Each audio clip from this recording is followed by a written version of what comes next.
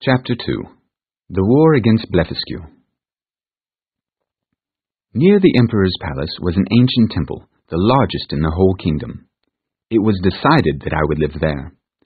The king's workers put 400 chains through a window of the temple, like those that hang from a lady's watch in Europe, which were locked around my left leg with 50 padlocks. Over 100,000 inhabitants came to see me, and about 10,000 of them climbed onto my body with the help of ladders. But a law was soon made by the emperor to forbid this. When the workmen decided that the chains were strong enough and that it was impossible for me to escape, they cut all the strings that tied me down. I stood up, feeling very sad. The chains that held my left leg only allowed me to walk backwards and forwards a little bit, and to crawl into the temple and lie down when I wanted to sleep. Then the emperor came to visit me. He was a handsome, elegant man, slightly taller than the rest of the people, almost as tall as my middle finger. He tried for 3 hours to speak with me, and though I spoke with him in all the languages I knew, we could not understand each other. After he left, some strong guards stayed near me to protect me from the crowds of people. They all came as close to me as they could, and some of them shot their arrows at me as I sat on the ground by the door of my house. But the guards ordered 6 of the bandits to be seized and decided the best punishment for them was to be put, tied up, into my hands. I put 5 of them into my coat pocket and made a face at the 6th as if I wanted to eat him alive. The poor man was terrified, and the army and guards were afraid, especially when they saw me take out my penknife.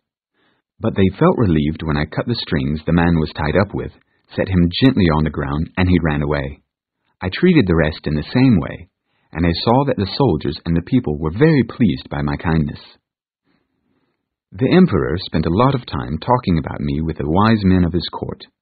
They discussed what could happen if I broke loose, and that feeding me would be very expensive and might cause a famine in the land.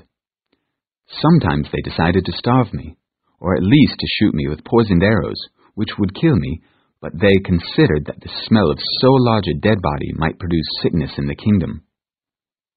In the middle of these discussions, several officers of the army went to the emperor and described my recent behavior towards the 6 criminals, which made a very good impression on the emperor. He said that every morning all villages in the kingdom had to deliver 40 sheep, 30 oxen, and other food for my meals, as well as a large quantity of bread, wine, and water. He also ordered 600 people to serve me, who lived in tents built on each side of my door. 6 of the greatest scholars of the country were ordered to teach me their language. In about 3 weeks I had made great progress in learning their language. The emperor was very pleased and often came to talk with me. The first thing I managed to communicate to him was my desire to be free, which I repeated every day on my knees. His answer, as well as I could understand it, was that he needed some time to think about it, and that I must first promise peace with him and his kingdom. My gentleness and behavior had made such a good impression on the emperor, and upon the people in general, that I began to hope that I would receive my freedom in a short time. The people slowly became less afraid of me, and I sometimes lay down and let 5 or 6 of them dance on my hand, and the children liked to play hide-and-seek in my hair. I asked for my freedom so many times that the emperor eventually sent a messenger to me to inform me that it would be given to me only on certain conditions. The messenger read this out to me. First, the Man Mountain must not leave our kingdom without our permission. Second, he may not enter the city without our order, at which time the inhabitants will have 2 hours of warning to stay inside their homes. Third, as the Man Mountain walks along our roads, he will be very careful not to step upon any people, their horses or carriages, nor take any people into his hands without their agreement. Fourth, he must be our ally against our enemies on the island of Blefuscu, and do everything possible to destroy their ships, which are now preparing to attack us. In exchange for keeping all of the above promises, the emperor stated that I would receive meat and drink every day. I promised to follow these requests, and my chains were immediately unlocked, and I was free. One morning, about 2 weeks after I had been set free, Regisel, a member of the emperor's court, came to my house. He asked if he could speak with me for about an hour or so.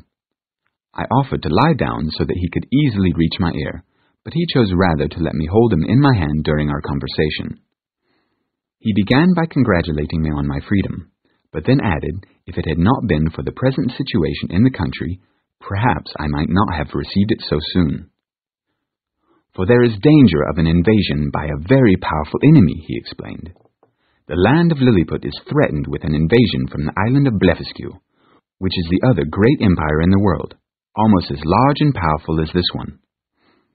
The great difference between the people of Lilliput and Blefuscu is which end of an egg we should break before we eat it.